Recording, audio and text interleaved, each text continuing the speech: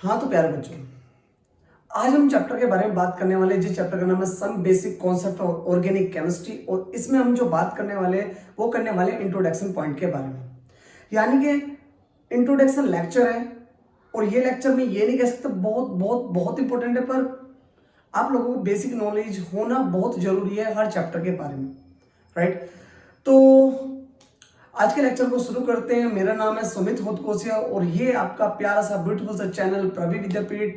और हम बात करने वाले हैं आज सम बेसिक कॉन्सेप्ट के इंट्रोडक्शन लेक्चर के बारे में, राइट। तो जिसमें इंट्रोडक्शन लेक्चर हम शुरू करते हैं कहाँ से, यहाँ से, राइट। मैटर के बारे में जानते हैं, राइट।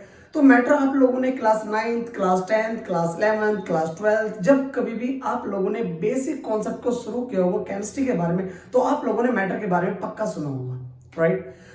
तो मैटर आप लोगों ने ऐसे मतलब एज अ डेफिनेशन को सुना होगा क्या, कि ऐसा कोई भी सब्सटेंस जो मास को ऑक्यूपाई, जिसके अंदर मास हो जो प्लेस को ऑक्यूपाई करता हो, यानी कि जिसके अंदर मास हो और वो प्लेस को ऑक्यूपाई भी करता हो, उसको मैटर बोलते हैं, राइट। जैसे मान के चलो मेरे पास मार्कर है, इसके ऊपर कहीं ना कहीं कुछ ना कुछ वेट है। अगर मैं इसको इस प्लेस पे रख देता हूं तो कहीं ना कहीं ये इसको प्लेस को ऑक्यूपाई भी कर रहा है, राइट। तो ये चीज आप लोगों को पता होगी। जैसे मान के चलो कि एयर की भी बात कर लेता हूं, कि आप लोगों को पता है कि जो घर पे एलपीजी यूज होती है उसके सिलेंडर में हम क्या करते हैं, गैस को फिल करते हैं, राइट।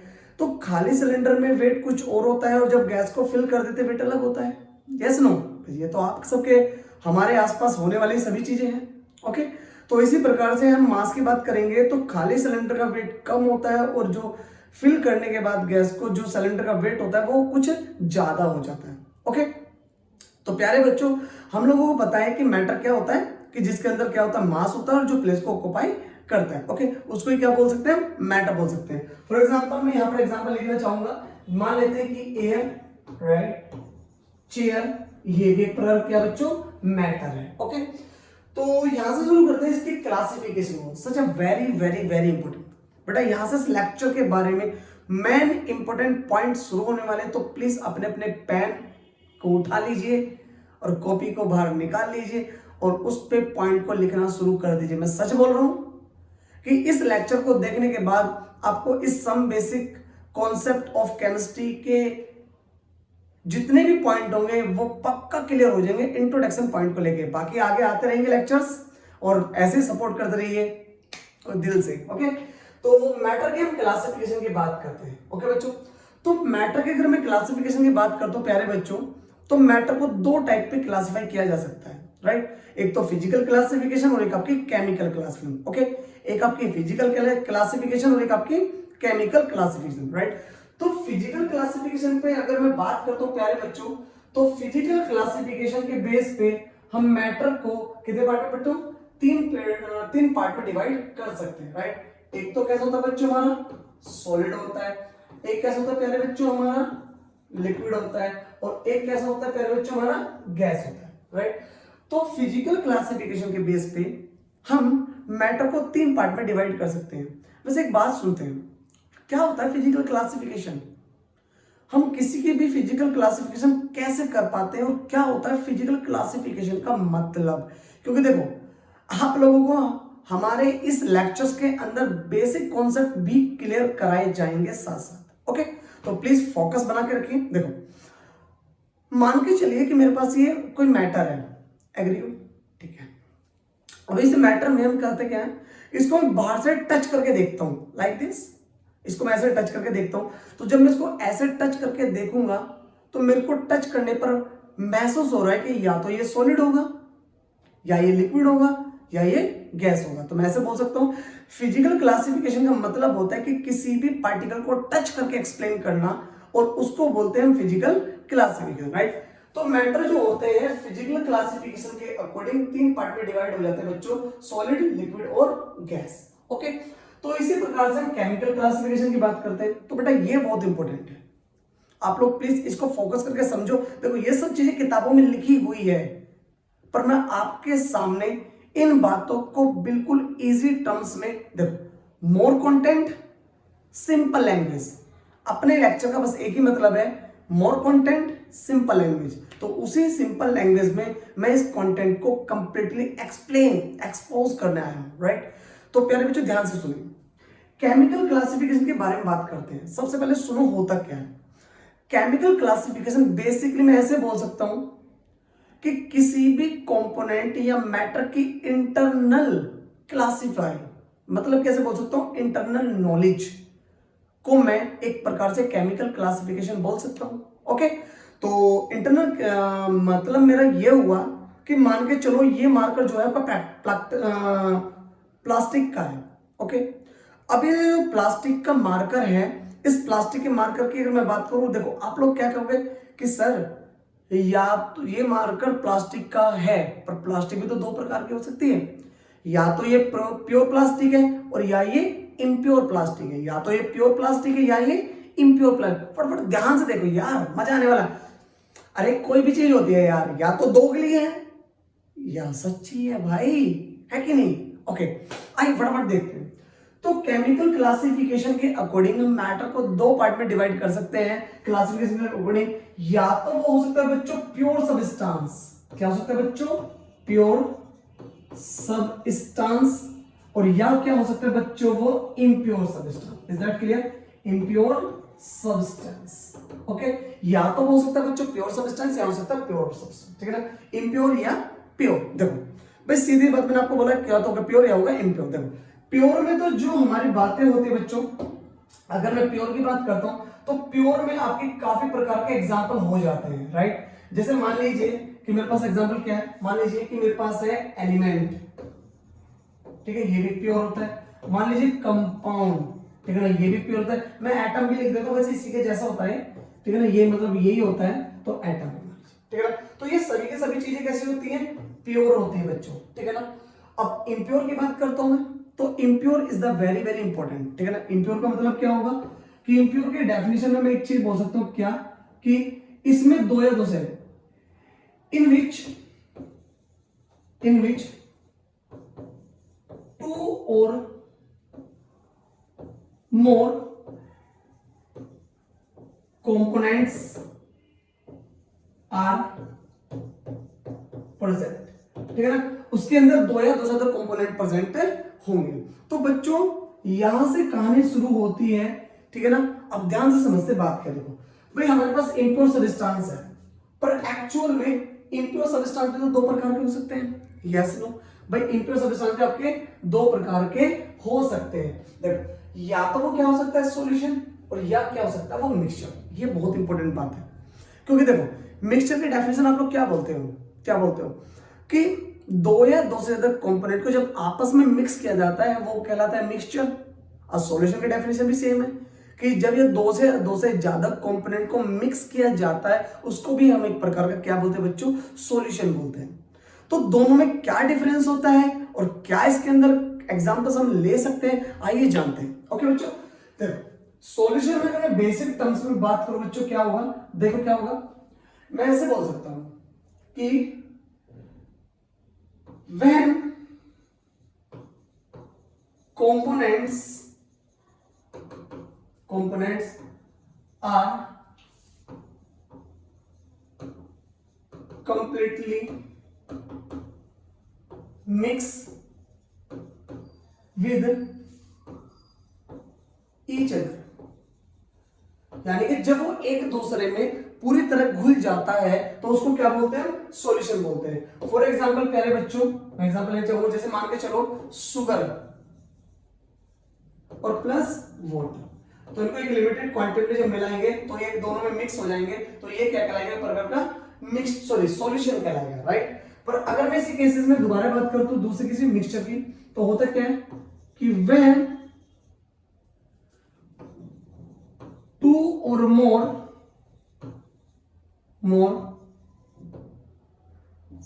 components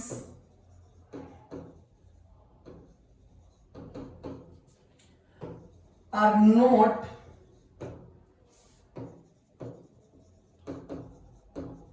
completely mixed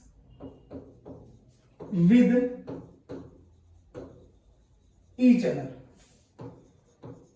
जब वो पूरी तरह मिक्स नहीं होंगे प्यारे बच्चों, जब वो पूरी तरह मिक्स नहीं होंगे तो क्या कहलाएगा, वो मिक्सचर कहलाएगा। पक्की बात है, मैं सच बोलूं मजा आने वाला है, ध्यान सुनो। मैं क्या बोल रहा हूँ, पूरी तरह मिक्स हो जाएगा तो सॉल्यूशन, और पूरी तरह मिक्स नहीं होगा तो बच्चों क्या कहलाएगा, मिक्सचर कहलाएगा। पक्की बात है ना। जैसे मान के चलो मैं कुछ भी कंपोनेंट को मिक्स करने के लिए ऐसे बोल सकता हूं कि शुगर प्लस सॉल्ट दोनों को आपस में एक मिक्सचर में डाल दो, तो वो मतलब एक कंपोनेंट में डाल दो दोनों को ऐसे, तो दोनों को अगर मैं किसी भी प्रकार से करूंगा तो वो आपस में मिक्स नहीं होंगे, तो उसको क्या बोलूंगा बच्चों, मिक्सचर, और इसको क्या बोलूंगा बच्चों मैं, सॉल्यूशन। यहां तक बात अच्छे से आपको क्लियर होगी बेटा, आगे देखते हैं बेटा। तो बच्चों जानते हैं, देखो अब बात करते हैं सॉल्यूशन के बारे में कि सॉल्यूशन होता क्या है। अभी मैंने बोला कि when any compound completely mix with each other, जब कोई भी कंपाउंड एक दूसरे में पूरी तरह मिक्स हो जाएगा तो वहां से बनने वाले कंपाउंड मतलब कि बनने वाले प्रोडक्ट क्या कहलाएंगे, सॉल्यूशन कहलाएंगे। Is it clear. अब देखो बच्चों एग्जांपल लेके समझते हैं थोड़ा सा ध्यान से एकदम। देखो मान लो कि मेरे पास में 2 गिलास है, आप घर पे भी प्रैक्टिकल उसको करके देख सकते हो। मैं सच बोलूं पूरी केमिस्ट्री प्रैक्टिकल के बेस पे ही मैं आपको सिखाने वाला हूं, ठीक है। तो और ध्यान से समझे। देखो मान लीजिए कि मेरे पास में क्या है, 2 गिलास है, ओके। एक गिलास में मैंने पूरा भर के पानी दिया और दूसरे गिलास में मैंने पूरा भर के चीनी लिया, राइट। एक गिलास में पानी और एक गिलास में चीनी लेता हूं मैं, ओके। अगर मैं दोनों को आपस में मिक्स करता हूं, राइट, अगर मैं दोनों को आपस में मिक्स करता हूं तो मुझे रियलिटी में बताओ क्या वो चीनी और पानी एक दूसरे में घुल जाएंगे। फटाफट वीडियो पॉज करके भगे भगे जाओ किचन में, मम्मी ना हो किचन में, ना तो टोटे लगा देगी, टोटी चुबा देगी, ओके। तो बच्चों मैं क्या बोल रहा हूं कि किचन में जाओ, फटाफट एक गिलास मत लेना, आपके लिए मैं थोड़ा इजी कर देता हूं। 1 चम्मच चीनी और 1 चम्मच पानी, both quantities are equal, right. तो अगर मैं दोनों क्वांटिटी को आपस में बराबर लेता हूं, दोनों को मिक्स करने की कोशिश करता हूं, सच्ची बात बताओ रियलिटी में क्या चीनी पानी में घुल पाई? मैं वेट कर रहा हूं आपका, रियलिटी में कमेंट करके बताओ क्या चीनी पानी में घुली? नहीं घुल पाएगी, चीनी पानी में नहीं घुल पाएगी। और जब चीनी पानी में पूरी तरह नहीं घुली तो क्या बना, मिक्सचर। क्लियर हुआ। और यदि चीनी पानी में पूरी तरह घुल जाएगी तो क्या बनेगा बच्चों, सॉल्यूशन बनेगा। Is it clear. अब देखो बात क्या है, मेरे को बनाना है सॉल्यूशन, मेरे को क्या बनाना है बच्चों, सॉल्यूशन बनाना है, राइट। तो सॉल्यूशन में होगा क्या मेरे प्यारे बच्चों कि अगर मेरे को चीनी को पानी में पूरी तरह मिक्स करना है तो क्या करूंगा, चीनी की क्वांटिटी को कम करूंगा और पानी की क्वांटिटी को ज्यादा करूंगा। Yes no. अगर मेरे को पूरी तरह मिक्स करना है चीनी को पानी में तो क्या करूंगा, पानी की क्वांटिटी को ज्यादा करूंगा और चीनी की क्वांटिटी को कम करूंगा, तब जाकर चीनी पानी में पूरी तरह मिक्स हो जाएगी। तो इससे किस बात का पता लगता है कि यदि हमारे पास में कोई सॉल्यूशन है, यदि हमारे पास में प्यारे बच्चों कोई सॉल्यूशन है तो याद रखना सॉल्यूशन में एक क्वांटिटी तो क्या होगी प्यारे बच्चों, स्मॉल, और प्लस एक क्वांटिटी क्या होगी प्यारे बच्चों, लार्ज। पक्की बात है ना। एक क्वांटिटी होगी कैसी, स्मॉल, और एक क्वांटिटी होगी आपकी लार्ज। तो मेरे प्यारे बच्चों जो आपका स्मॉल क्वांटिटी वाला कंपोनेंट है, इस कंपोनेंट को तो क्या बोलते हैं, सोल्यूट, राइट। और जो लार्ज क्वांटिटी वाला कंपोनेंट है मेरे प्यारे बच्चों, इसको बोलते हैं सॉल्वेंट। Is that clear. जो स्मॉल क्वांटिटी है उसको क्या बोलते हैं, सोल्यूट, और जो कि लार्ज क्वांटिटी है उसको क्या बोलते हैं बच्चों, सॉल्वेंट बोलते हैं। Is that clear. तो मेरे प्यारे बच्चों इस बात का एक और विशेष ध्यान रखना है आप लोगों को, क्या कि सोल्यूट पार्टिकल सॉल्वेंट में मिक्स होते हैं तब जाकर वो क्या बनाते हैं, सॉल्यूशन बनाते हैं। क्या मेरी बात अच्छे से क्लियर हुई, क्या मेरी बातें अच्छे से क्लियर हुई?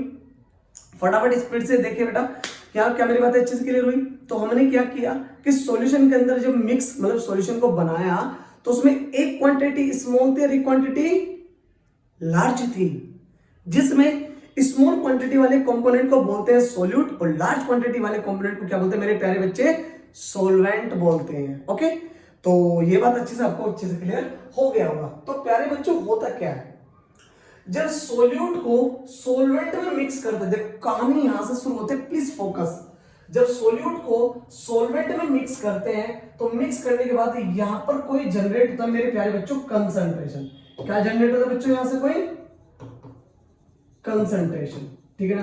और इस कंसंट्रेशन को फाइंड करने के लिए हमारे पास काफी फॉर्मूलेस आने वाले हैं लेक्चर्स में आगे भी, ठीक है ना। तो जिसमें हम पढ़ेंगे सबसे पहले इसको फाइंड करने के लिए मास परसेंटेज, राइट। दूसरे टर्म्स में हम लोग पढ़ने वाले हैं मेरे प्यारे बच्चों क्या, जिसको बोलते हैं पीपीएम, पार्ट्स पर मिलियन। क्या बोलेंगे इसको, पार्ट्स पर मिलियन। Is that clear? और तीसरे केस में हमारा जो आने वाला है बच्चों वो आने वाला है मोलैलिटी। क्या आने वाला है? Molality, right. और चौथा टर्म में हमारा आगे जो पढ़ने वाले हैं वो पढ़ने वाले बच्चों क्या, मोलैरिटी।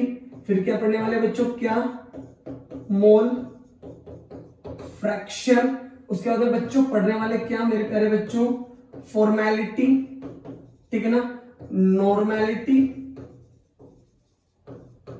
और फिर पढ़ने वाले हैं मेरे प्यारे बच्चों क्या, स्ट्रेंथ, ठीक है ना। तो ये कुछ important basically A to Z में बता रहा हूं आप लोगों को, ये कुछ इंपॉर्टेंट कंसंट्रेशन टर्म्स हैं जो कि कब तैयार होते हैं, जब सॉल्यूट को सॉल्वेंट में मिक्स किया जाता है, और इन्हीं को हम आगे पढ़ेंगे, राइट। पर इनको पढ़ने के लिए देखो, पढ़ना सब चाहते हैं भाई, आप भी पढ़ना चाहते हैं, सर कैसे निकालेंगे इनको, राइट। तो इनको पढ़ने के लिए हमको सबसे पहले इंपॉर्टेंट पॉइंट को डिस्कस करना है, जिस इंपॉर्टेंट पॉइंट का नाम है, आप लोग इंतजार कर रहे हो क्या उस पॉइंट का नाम है बच्चों, उसका नाम है मेरे प्यारे बच्चों, this is mole concept, right. जो इसका नाम है मेरे प्यारे बच्चों वो क्या है, मोल कॉन्सेप्ट, राइट। तो हम लोगों को सबसे पहले डिस्कस करना बच्चे मोल कॉन्सेप्ट के बारे में, ओके। तो मैं सच बोल रहा हूं, पूरा मजा आने वाला है, मोल कैसे निकालेंगे, क्या होने वाला है, तो बने रहिए लेक्चर में लास्ट तक, और लास्ट में आप लोगों के लिए सरप्राइज है, ओके। मजा आने वाला है, ध्यान से देखिए। तो मेरे प्यारे बच्चों, मोल कॉन्सेप्ट की मैं बात करने वाला हूं। देखो पहले डिटेल में एक सेकंड लो। देखो सभी को पता है कि हर किसी चीज को मेजर करने के लिए उसकी एसआई यूनिट्स होती है। जैसे टाइम को सेकंड में नापते हैं, वॉल्यूम को लीटर में नापते हैं, मास को केजी में नापते हैं, लाइट को कैंडेला में नापते हैं। इसी प्रकार से सब्सटेंस को भी नापने का ऐसा यूनिट होता है मोल, राइट। तो mole is the SI unit of substance. पदार्थ का एसआई मात्रक मोल होता है। हिंदी इंग्लिश मिक्स करके मजा आता है, ओके। चलो, तो प्यारे बच्चों ये आपका एसआई यूनिट होता है, तो इसी एसआई यूनिट के बारे में बात करने वाले मोल की बात। तो मोल कॉन्सेप्ट यहां से शुरू होता है, ये आपका पॉइंट, और such very very very very important. तो बच्चों थोड़ा ध्यान से देखेंगे, देखो बात क्या। तो उसमें मैं केस में बताने वाला हूं अलग अलग तरीके से कि कब कब मोल, अगर हमको क्वांटिटीज अलग अलग तरीके से दी हो, जैसे एटम दे दिया, मॉलिक्यूल दे दिया, आयन दे दिया, या फिर वॉल्यूम दे दिया एचटीपी पर, या फिर आपको मास दे दिया, तो कैसे कैसे हम कैलकुलेट करने वाले हैं बच्चों, किसको, आपके मोल को, ओके बच्चों। तो ध्यान से समझ लो बेटा, पहला कॉन्सेप्ट में क्या है। पहले में मैं बोल सकता हूं कि when mass of components is given, जब आपको कंपोनेंट का मास गिवन होगा तो हम मोल को कैसे फाइंड करेंगे बेटा। इसका फॉर्मूला बनेगा सीधा सीधा, mole is equal to mass upon molar mass. यहां से इसका ये फॉर्मूला बच्चों बनने वाला है। आई होप आपको ये बात अच्छे से क्लियर हो गई होगी, ठीक है। तो जैसे मान के चलो मैंने बोला कि अगर आपको मास गिवन होगा बच्चों, तो इसका मोल निकालने का फॉर्मूला होगा, मास रखेंगे ऊपर और डिवाइड कर देंगे मोलर मास से। डन है, ओके बेटा। तो अगर मैं इसकी यूनिट की बात करूंगा, यूनिट आपकी मोल ही बनने वाली है। यूनिट क्या बनने वाली है इसकी, मोल, ठीक है ना। ऊपर वाला ग्राम होगा, नीचे ग्राम पर मोल में, ग्राम से ग्राम कैंसिल हो जाएगा, तो यूनिट बनेगी मोल। तो मोल ही निकालने मोल में आएगा, ओके। उसके बाद में हम लोग जो बात करने वाले मेरे प्यारे बच्चों, हम जो बात करने वाले हैं वो करने वाले बच्चा एक प्रैक्टिस क्वेश्चंस के लिए, राइट। तो प्रैक्टिस क्वेश्चन आपके सामने ये है, देखो थोड़ा देखो, प्रैक्टिस आपको वर्कशीट्स क्वेश्चंस वगैरह मिलते रहेंगे, पर आप लोग पहले ध्यान से देखिए कि कैसे कर सकते हैं। देखो उन्होंने बोला कि जब 20 gram of the NaOH are mix with in water, तो फाइंड करना है मोल किसके, NaOH के। तो बेटा NaOH के मोल को फाइंड करने के लिए सबसे पहले हमारे पास क्या दिया हमको, मास। कैलकुलेट क्या करना है, मोलर मास। इन दोनों को डिवाइड कर दूंगा तो क्या निकल जाएगा, मोल। सिंपल है भाई, ओके। तो प्यारे बच्चों मैं क्या कर सकता हूं, यहां से हम ऐसे फाइंड कर सकते हैं बच्चों इसको, क्या, देखो आप लोगों को मास गिवन है, कितने ग्राम है बच्चों, 20 ग्राम, ठीक है। मैं यहां से फाइंड करना चाहूंगा इसका मोलर मास। क्या फाइंड करना चाहूंगा बच्चों, मोलर मास। तो बेटा NaOH का जो मोलर मास होता है निकाल लेते हैं। यहाँ पर सोडियम 23, ऑक्सीजन आपका 16, हाइड्रोजन आपका 1, बराबर आ जाएगा बच्चों 40 ग्राम पर मोल। कितना आ जाएगा, 40 ग्राम पर मोल। तो इसका जो मोलर मास निकल के आया बच्चे वो आया 40 ग्राम पर मोल, राइट। तो मैं ऐसे जब मोल फाइंड करूंगा, मास अपॉन मोलर मास, मास दिया है आपको 20 ग्राम और मोलर मास दिया बच्चों को 40 ग्राम पर मोल। फटाफट, बहुत कठिन कैलकुलेशन है भाई, सच में आप लोगों को पीएचडी करनी पड़ेगी, मैं तुम्हें तब जाके ये होगा सोल्व, है कि नहीं। वीडियो को पॉज करो, फटाफट स्पीड से, जल्दी स्पीड से सॉल्व करके बताओ कितना आएगा, जल्दी जल्दी कर ले वीडियो पॉज। अरे जल्दी देखो भाई, चलो मैं करता हूं, आपका टाइम अप। ग्राम से ग्राम कैंसिल, 22 जा 40, राइट। तो 1/2 इतने मोल, या फिर मैं मोल लिख सकता हूं प्यार बच्चों सुंदर तरीके से 0.5 मोल, 0.5 मोल। पक्की बात है। आई होप आपको अच्छे से क्लियर हो गया होगा कि अगर मास दिया होगा तो हम मोल को कैसे कैलकुलेट कर सकते हैं। ओके बच्चों, वेरी गुड। उसके बाद में हम बात करते हैं नेक्स्ट टॉपिक के बारे में कि सर अगर हमको वॉल्यूम दे दिया हुआ एसटीपी पे तो कैसे फाइंड करेंगे।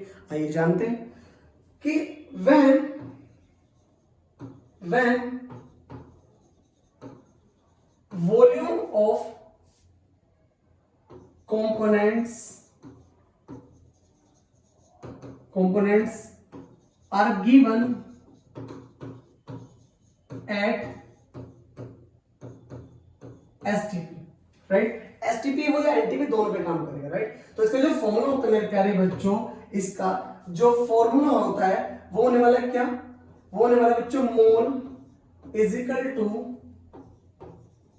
वॉल्यूम, किस में होना चाहिए बच्चों, लीटर में, और divided by 22.4, divided by 22.4। Okay, तो इस प्रकार से हम इसको कैलकुलेट कर सकते हैं। ठीक है बच्चों, ध्यान से देखो, अगर आपको वॉल्यूम दे दिया एसटीपी पे तो आप लोग मोल को ऐसे फाइंड कर सकते हैं कि वॉल्यूम रखोगे ऊपर पर वो लीटर में होना चाहिए, राइट, और नीचे 22.4 से क्या कर देंगे बच्चों, डिवाइड कर देंगे। ओके, उसके बाद में आपका जो नेक्स्ट पॉइंट आता है, पॉइंट नंबर 3, ये थोड़ा इंपॉर्टेंट है, इसको थोड़ा फोकस करके ध्यान से समझना। दो बात की, व्हेन एंटिटी इज गिवन,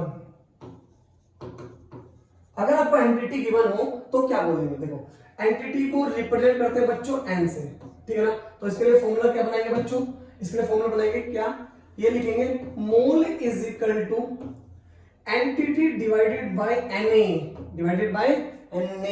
ठीक है ना। एनए देखो होता क्या है, ध्यान से समझे बेटा बात क्या है, ठीक है ना, थोड़ा ध्यान समझे। देखो अगर मैं इसकी जनरली बात करूं मेरे प्यारे बच्चों, देखो यहां पर जो एन है, एन का मतलब भी मैंने बताया आप लोगों को एंटिटी है, ओके। पर एंटिटी की प्लेस पे क्या क्या हो सकते हैं, एटम हो सकते हैं, है ना, मॉलिक्यूल हो सकते हैं, और मेरे प्यारे बच्चों आयन हो सकते हैं, ठीक है ना। जब आपको एटम, मॉलिक्यूल, आयन वगैरह देगा तो आप मोल को ऐसे फाइंड कर सकते हो एन अपॉन एन ए, और जबकि एन ए होता क्या है बच्चों, एवोगैड्रो नंबर, जिसकी वैल्यू 6.022 इंटू 10 की पावर 23, कुछ किताबों में ये भी वैल्यू होती है 6.023 इंटू 10 की पावर 23। Is that clear.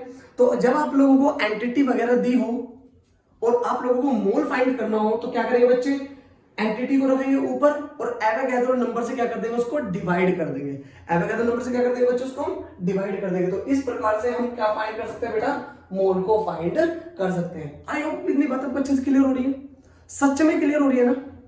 मैं सच बोल रहा हूं, लेक्चर छोटे बनाएंगे पर मोर कंटेंट सिंपल लैंग्वेज, मैं बार बार बोलूंगा, more content simple language. Okay, सबको क्लियर होगा, है ना। अच्छे गधे भी पढ़ेंगे, देख लेना। चलो, तो कहने का मतलब मेरा ये हुआ। अब देखो बेटा, इसको मैंने थोड़ा क्लासिफाई करने के लिए ना पता क्या किया, इसको एक मैप में तैयार कर दिया मैंने, जिस मैप का नाम रखा है बेटा ट्रायंगल मैप। क्या नाम रखा है इसका, ट्रायंगल मैप, मैंने इसका नाम रखा है। ओके, अब देखो कैसे रखा है, अब समझ लो इसको थोड़ा ध्यान से, इसको मैं थोड़ा ध्यान से समझाऊंगा, थोड़ा ध्यान से देखो बेटा। देखो मान के चलो, यहाँ पे थोड़ा सा हल्का सा रिवाइज करते हैं 2 मिनट में। आप लोगों को मास की बनता बेटा, तो n बराबर मास, ऐसे लिख लेते बेटा, mole is equal to mass upon molar mass, mass upon molar mass. तो बच्चों इसको निकालने के लिए देखो, मोल निकालेंगे ऐसे, अगर मास निकालना पड़ जाए तो इन दोनों की मल्टीप्लाई कर दूंगा ना। देखो यहां बनेगा मास बराबर किससे हो जाएगा, mole into molar mass, mole into molar mass, पक्की बात है ना। अगर मेरे को मोल बनाने हैं मास से तो डिवाइड कर दूंगा मोलर मास से, और अगर मेरे को मोल से क्या बनाना है, मास बनाना है, तो मल्टीप्लाई कर दूंगा, पक्की बात है। अगले केसेस में मेरे पास मोल है बच्चों, उसके बाद में मेरे पास क्या दे दिया यहां पर, यहां दे दिया मेरे को सपोज करो वॉल्यूम दे दिया, ठीक है बच्चों, वॉल्यूम दे दिया, वो भी किसमें बच्चों, लीटर में, और नीचे डिवाइड करूंगा 22.4 से, 22.4 से। तो अगर मेरे को वॉल्यूम दिया होगा तो मोल निकालना है तो डिवाइड करूंगा 22.4 से, पर अगर मेरे को वॉल्यूम से मोल से वॉल्यूम बनाना है तो वॉल्यूम कैसे बनेगा बच्चों, तो ये होगा वॉल्यूम बराबर मोल इनटू 22.4, राइट। यानी कि यहां पर तो क्या करना है बच्चों, उनको यहां करना है मल्टीप्लाई और यहां क्या करना है, डिवाइड, ओके। यानी कि मोल को वॉल्यूम बनाएंगे, मोल को वॉल्यूम बनाएंगे तो मल्टीप्लाई करेंगे, और वॉल्यूम से मोल बनाएंगे तो डिवाइड करेंगे। तीसरा केस क्या था, हम लोगों को फाइंड करना था क्या, मोल। तो मोल को मैंने क्या किया, वही सेम केसेस, एंटिटी को ऊपर और एवोगैड्रो नंबर को नीचे। कब, जब एंटिटी दी होगी एटम मॉलिक्यूल या आयन, तो आप लोग मोल ऐसे निकाल सकते हैं, ओके। और उसके बाद में अगर आपको क्या दे दिया हो बच्चों, मोल दे दिया और पूछे एंटिटी कितनी है, तो क्या करोगे, एंटिटी निकालने के लिए मोल को मल्टीप्लाई कर दोगे एवोगैड्रो नंबर से। किससे मल्टीप्लाई कर देंगे, एवोगैड्रो नंबर से मल्टीप्लाई कर देंगे। तो मैंने इसी चीज को रिप्रेजेंट किया किसके अंदर, इस ट्रायंगल मैप के अंदर। आई होप आपको पसंद आएगा, थोड़ा सुंदर है, ओके स्पेशल है, मजा आने वाला है। देखो मैंने ये लिखा है, अगर मोल से मास बनाना है तो डिवाइड करेंगे मोलर मास से, और यदि क्या बेटा मोल से मास बनाना है तो मल्टीप्लाई करेंगे मोलर मास से, और मास से मोल बनाना है तो डिवाइड करेंगे। इसी प्रकार से मोल से एंटिटी बनानी है तो मल्टीप्लाई करेंगे एवोगैड्रो नंबर से, या फिर एवोगैड्रो नंबर से मोल बनाना है तो डिवाइड करेंगे, राइट। एंटिटी से मोल बनाना है, लिखा हुआ बेटा सब साथ, थोड़ा ध्यान देख रहा हूं, आप भी देख लो थोड़ा। अगर आपको वॉल्यूम दिया है और मोल बनाना है तो डिवाइड करोगे 22.4 से, राइट। और अगर आपको क्या करना है, मोल दे दिया है और वॉल्यूम निकालना है तो क्या करेंगे, मल्टीप्लाई करेंगे। आई होप आपको ये अच्छे से क्लियर हो गया होगा, ठीक है ना। और ऐसे मजेदार फैक्ट वीडियोस के लिए हमारे चैनल को सब्सक्राइब करें।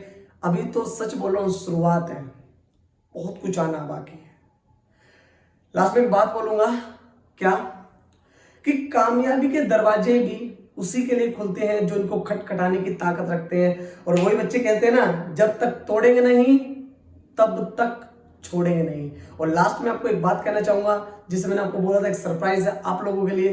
तो बेटा बात आपकी है, बहुत दिल से मैं कहना चाहता था, जिसको दिल से आप लोगों ने मेरा ये लेक्चर देखा, अपना कीमती समय इस लेक्चर को दिया, और मैं आशा करता हूं कि आप लोगों के लिए ये लेक्चर काफी हेल्पफुल रहा हो। और दिल से फिर कहना चाहूंगा थैंक यू, मिलते हैं नेक्स्ट क्लास में।